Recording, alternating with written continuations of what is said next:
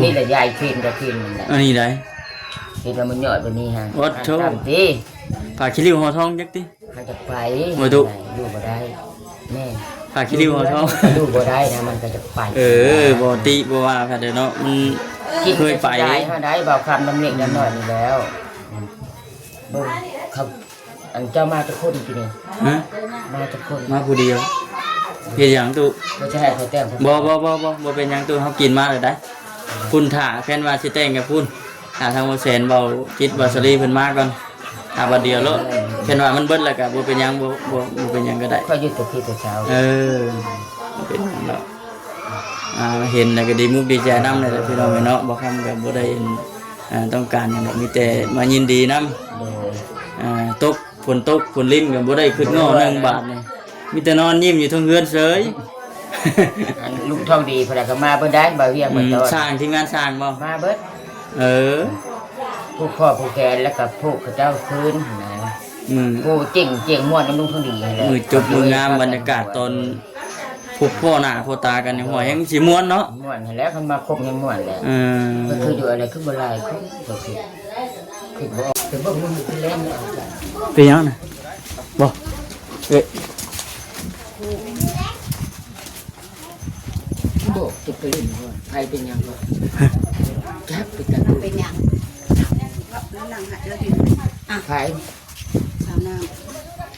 เมียบ่อู่บ่ มีบ่โอ้ มีแนวแล้ว เอาเลย มันใครจะมาดึงมากิน มีบ่บ่ เมียบ่บ่รถคันใดแหละ ข่าวศาสนาเรามีหลายนาไปกันอยู่ เป็นเนื้ออีนะ บอกมันมีคนบ่เข้าศาสนาทุกคนแน่เดี๋ยวนี้ค่ะแต่คันแต่คนศาสนาพุทธแต่แบบบางทีมันอันนั้นมันก็ไม่เนาะเฮาก็ย่านคือกันเพราะว่าเฮาก็อยู่แล้วมันแบบพวกจิตอ่อนจิตหยังมันก็สิต่ำเนาะต่ำมันมีแนวมาต่ำนะ มันมีแนวมาต่ำแหละ บ่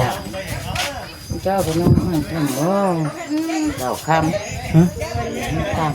ต่ำ เมียบ่อู่บ่แหละ อืม โอนกลับกัน บ่ บ่อู่มันคือกัน เออ ค่อยเฮ็ดค่อยบ่ได้คือสิมา บ่ มันมาบัวออกปากออกเสียงบ้านมันเขาบอกเลยเขาให้หาแนวตัดนี่กับหลักนี่ค่อยบ่ชนแม่นล่ะฮะมันก็มาในนี่เด้อแต่มามันอยู่แล้วนะเขาบ่นะ เอาแล้วพี่น้องเนาะ เจ้านั่นได้บ่จังนั้น บ่ ธรรมดาบ่คนเฮ็ดหยังก็ได้ได้ บ่ง่ายๆผู้ใดอันจิตอ่อนเนาะปนอ่อนเนาะ มันเคยนะ บ่ง่ายๆเคยมีปองมีทางเข้าแล้วนะ แม่นแหละ ทางเลยเนาะ เนาะ แต่เรา มันเป็นปองเป็นทางเลยเด้ มันมีทางเข้าเนาะตลอดอันนั้น ตลอด เราเคยเทนจะเป็นตลอด ตลอด นี่อยู่ในบ้านเนี่ยก็มีอยู่อย่าง แม่พอแล้วเราต้องทางเที่ยวลาวเพราะมันต่ำเท่านึง2เท่าแม่เลย สองเทื่อแล้วเด้อจนบ่ทันมาญาตินึงหาประมาณนี้นะ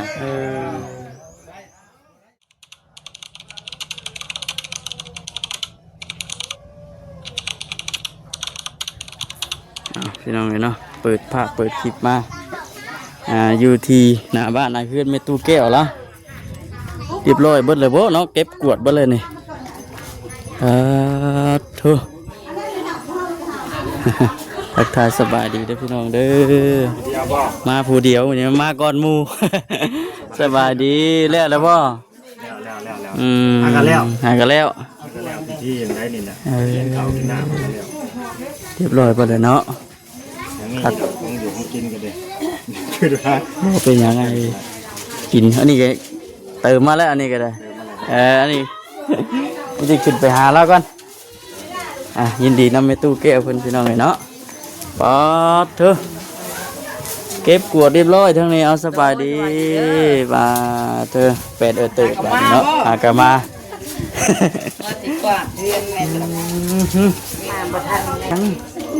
มาบ่ทันอย่างเนาะบ้าน มาบ่ทันบ่หากันมาหากันมา ดีเลยพี่น้องเนาะ คือมาออกทางนี้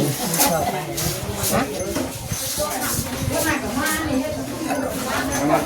ทางอันบ่แสนบ่สลีบ่จิตเพิ่นสิตามหลังมาน้ำหลังอันน่ะให้ไปตู้แก้วเพิ่นได้ซั่น ไปตู้แก้วผู้ อยู่ลุมทางลุมบ่ไปทางใดป่ะนี่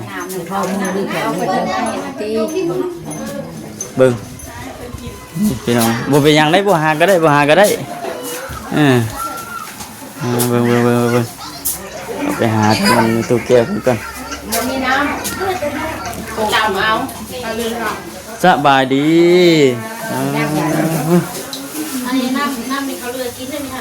ยาท่านนักข่าวไปเป็น กับสารวนอยู่พี่น้องเนาะมื้อนี้นะ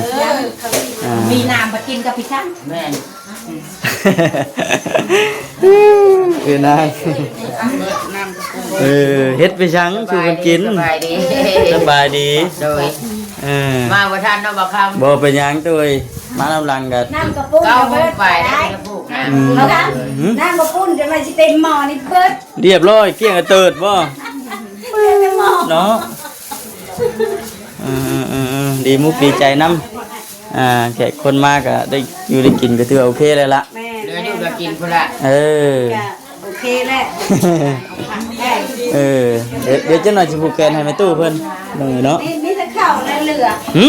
มีแต่ข้าวและเรือมีแต่ข้าวบ่เรือมันยังจะอันนี้ตักไปยังจะอันนี้หวานก็ยังอยู่หวานบ่เป็นยัง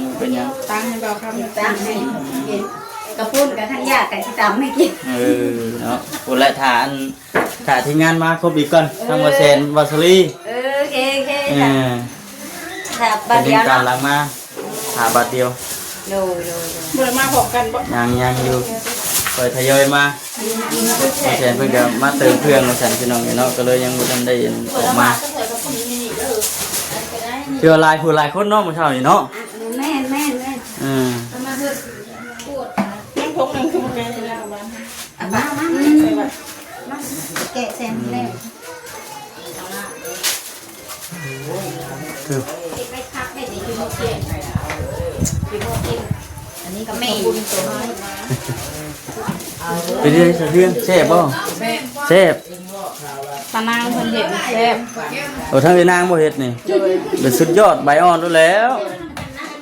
เดี๋ยวนางอะไรเฮ็ดเลยจักแล้วบ่แซ่บจะเข้าย่องบ่แซ่บแต่เทื่องบ่แซ่บเนาะ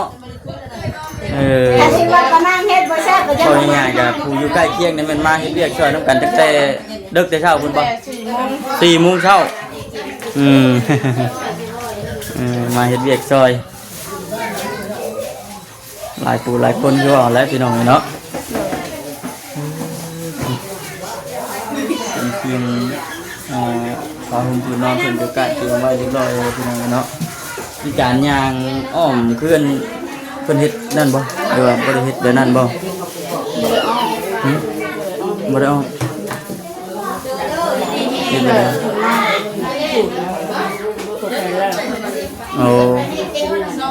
แต่ว่าสูตรอย่างข้างใน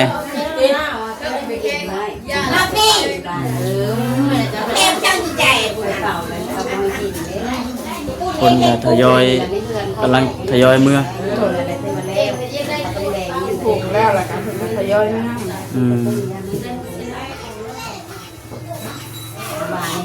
ขนาดเขาจะหันไปอันนั้นเนี่ยมันจะมีตรงยางเฝ้าใส่พกเก็บแก่เอาพี่น้องเนาะน้ำบ้านหันเย็นกงหมอเนี่ยบางทีมามัดแขนก่อนดูแก้วให้คุณในพุ่นแหละเฮาขี้แพ้ไว้บ่เป็นที่ได้ไหมตู้หลายผู้หลายคนบ่หลายอยู่แล้วหลายผู้หลายคนเด้พี่น้องเนาะว่าคำสิมัดแขนให้ตู้แก้วคุณก่อนมาแสดงความยินดีนำในตู้เด้อดีมุกดีใจนำได้เรียนได้สร้างใหม่แล้วเด้อแรงเงินกันได้เนาะมีแต่ว่าเด้อพี่น้องเด้อเนาะอยู่ดีมีแห้งคิดจะได้เพิ่มไข่ยามีเด้อเนาะให้สุขภาพแข็งแรงได้เงินได้สร้างต้องตั้งใจพี่น้องจะจ้อยอยู่ดีแม่งคือแต่ว่าคำอยู่ดีแม่งเนาะ ถูกนั่นแหละพี่น้องเนาะ เพื่อดูเลยกินก็ได้ บ่เป็นหยังตู้บ่เป็นหยัง กินกันชม คือว่าแขกคนได้อยู่ได้กินก็ถือว่าโอเคแล้ว เรือกิน อืม เป็นเรือ ตอนเช้าบรรยากาศตอนเช้าเป็นจังได๋ สบายหมอพอดมายังเพิ่นกับเมื่อไปแล้ว แบ ห บ มอ ว่า พอดมายังเจือได้ แบบว่าบ่ได้แม่นแบบว่ายางอ้อมอยู่บ่ บ่ได้เห็นนั้นมันคนละคนศาสนา โอ้พุทธศาสนา มีแต่แต่งขันใช้ค่ายเพิ่นหันขันห้าเป็นอย่างแล้วเพิ่นก็อ่านปึ้มอันนั้นศาสนาพุทธบ่ได้ยาก อันนี้เป็นศาสนาคริสต์บ่ พระเจ้าคิด พุทธเจ้าในพุทธ พุทธศาสนาพุทธแต่ได้ศาสนาพุทธลงว่าใช้น้ำนี่แหละในคู่ยังซ่านี่แหละ อืม ติดอยู่ว่าถึงขั้นพอเพิ่นจะเสือขึ้นข้าวไปพุ่นเอกเลย มื้อวานนี่บ่ มื้อนี้เพิ่นบ่ทันเพิ่นบ่กินข้าว มื้อนี้นะ เอาไปโดยมีอย่างหลายใส่ถุงให้เพิ่น อืมเอาง่ายๆเลยคือมื้อวานนี่ก็แม่ตู้แก้วแล้วก็โอ้บ่ได้อยู่ซื่อๆพี่น้องเอ้ยเนาะเจิดซ้ายเจิด เมื่อคืนนี้ให้ กลัวอยู่ หาหมอหาวิชาไปหาชื่ออีกเนี่ยใส่ผ้าขวัญไม่หยัง บ่ได้อยู่ได้แต่กับชาวนานี่แหละ บ่โอ้ยง่ายๆใกล้สิฮอดมื้อเท่าไหร่แฮงเร่งนะเนาะกล้าเกียมให้มันครบให้มันพอมาอย่างตัวใดมันขาดตัวใดมันบ่พอก็ต้องหามาใส่ เรือที่แล้วเราอยู่ในกินเรือรถเรือทึก อืม คือว่าแหละ เนาะพี่น้องเนาะถือว่าสำเร็จเสร็จสิ้นหมดนี่ปิดจ็อบบ้านแม่ตู้แก้วถือว่าเสร็จสมบูรณ์แบบทุกอย่างเลยบ่ได้มีอหย่างขาดค่าอย่างพี่น้องเนาะถือว่าแล้วครับที่นี่เฮือนซานเรียบร้อยก็มีแต่ว่าตั้งใจหาเวียกเฮ็ดได้บัดนี้ฮอดยามหายามหน้าแล้วก็คือว่าเอาแหละหาเวียกเฮ็ดยามดำให้ดำหน้าก็ดำหันหน้าเนาะ ดำบ่ได้มือตุ่มบาดบ่ได้ บ่ได้บ่ ถูกน้ำถูกถุง เฮ็ดหยังได๋สิ ลูกก้านได้อยู่ได้หาหน่อไม้น้ำมันหาหน่อไม้ หลักๆนำ แนวเขาไปจุ่มน้ำนะนะ น้ำผุยเนาะจะมีเราวิธีหาเนาะเบิ่ง มือใดเมื่อยครับกับพักผ่อน มันก็บ่นั่นดอก แล้วข้าวกับพ่อได้กินนะใครดอกกระชาทุกบุญยังไง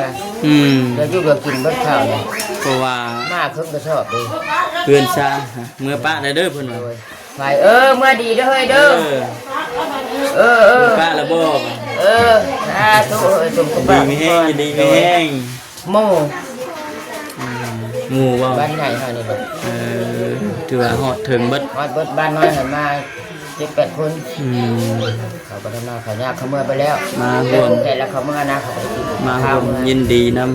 ำ มีแต่ผู้เฒ่าแล้วคือแม่นี่แหละ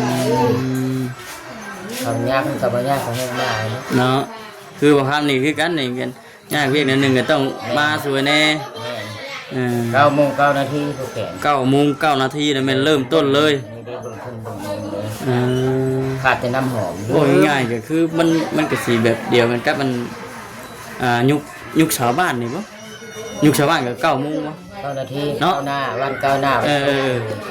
มันก็สิแบบเดียวกันนั่นแหละพี่น้องเอ้ยเนาะมื้อขึ้นเฮือนใหม่กับอันมื้อยุคเสาร์นี่เนาะมันก็สิแบบเดียวกัน9 โมงเช้าแล้วก็9 นาที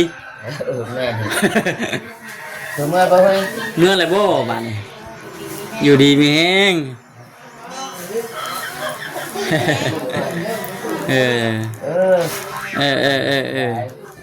คุณแลอีกครั้งคุณนี้เงินแห้ง2 มื้อกูจังสิเพื่อไปช่วยมึงหาเฮ็ดขายได้เที่ยว บาทนี่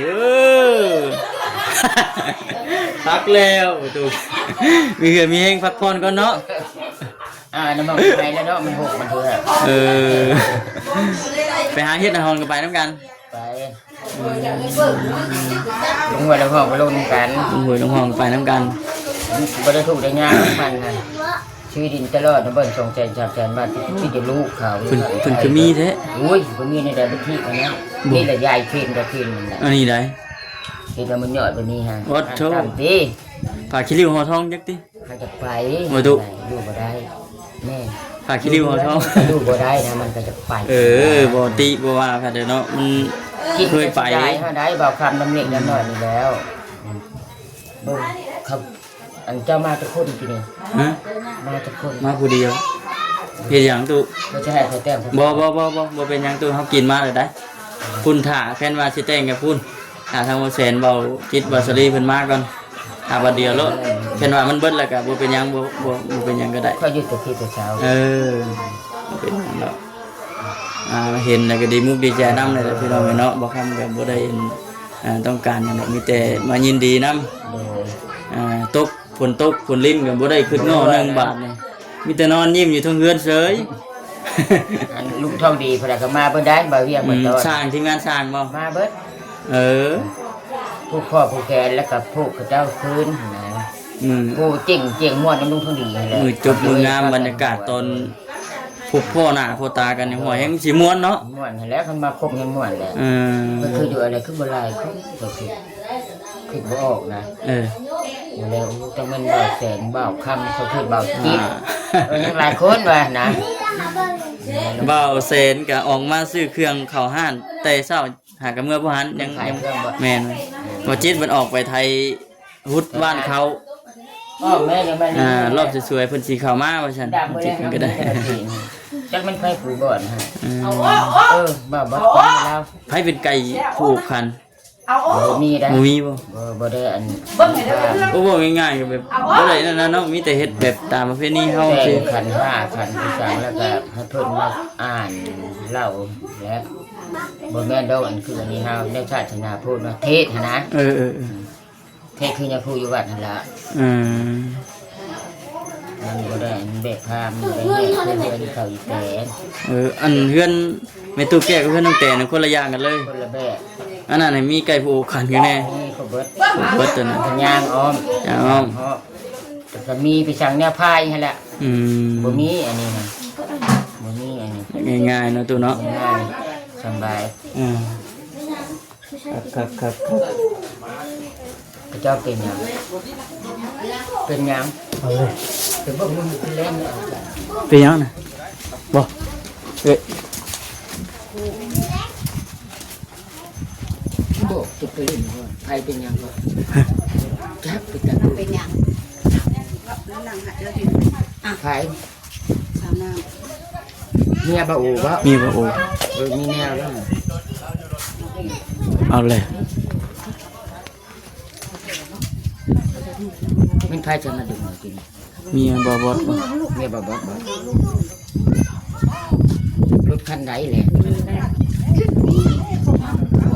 ข่าวศาสนามีหลายก็นาไปกันอยู่ เป็นเนื้ออีนะ บ่มันมีคนบ่เข้าศาสนาทุกคนแน่เดี๋ยวนี้ค่ะ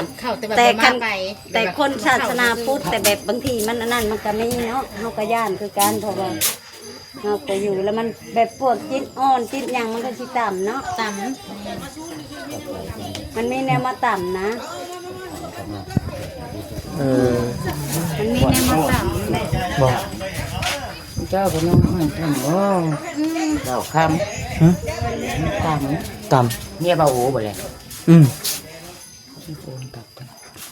บ่ บ่อู่มันคือกัน ค่อยเฮ็ดค่อยบ่ได้ก็คือหน้า บ่ มันมาบัวออกปากออกเสียงบ้านนี้มันเขาบอกเลยเขาให้หาแนวสั่งนี่กับหลานนี่ค่อยไปชนแม่นล่ะฮะมันก็มาในนี่เด้อแต่มามันอยู่แล้วนะเขาบ่นะ เอาแล้วพี่น้องเนาะ เจ้านั้นได้บ่จะเนาะ บ่ ธรรมดาบ่คนเฮ็ดหยังคนก็ได้ บ่ง่ายๆผู้ใดอันจิตอ่อนเนาะปนอ่อนเนาะ มันเคยนะ บ่ง่ายๆเคยมีปองมีทางเข้าแล้ว มันทางเลยเนาะ เนาะมันเป็นปองเป็นทางเลยเด้ มันมีทางเข้านะตลอดอันนั้น ตลอด เคยเธอเนี่ยเป็นตลอด ตลอด นี่อยู่ในบ้านเนี่ยก็มีทุกอย่าง แม่พอแล้วเราต้องทางเที่ยวลาวพอมันต่ำเธอหนึ่งสองเธอแม่เลย สองเท่าแล้วจนบ่ได้มาญาตินึงหาประมาณนี้นะ แล่นมาบุบแบบผมเนาะ สร้างเป็นเนาะทุก จะเอาไปกินเดี๋ยวนี้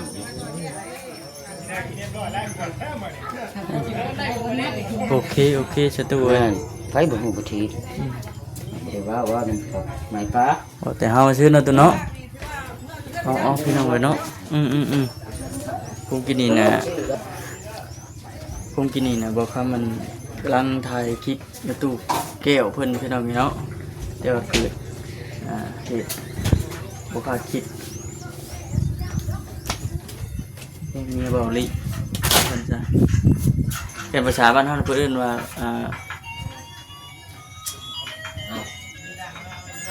น้ำแล้วเรา เนาะ เนี่ย เกินว่าภาษาบ้านเฮานี่ ฝันอ่อน ผีตำพี่น้องเลยเนาะ กรอบตาม ปอดตำว่าซั่นซะเพราะว่าคลิปก่อนก็เคยเห็นอยู่ แม่ เนี่ยเบาลิจ้ะ กับพี่ชายกับบ้านจ้อยกับเพื่อน โอ้เนาะไปสักพี่น้อยโอเคบอกคำกับติดจบคลิปก่อนเดี๋ยวติดตามเบิ่งไปน้ำกันพี่น้องเนาะบายดี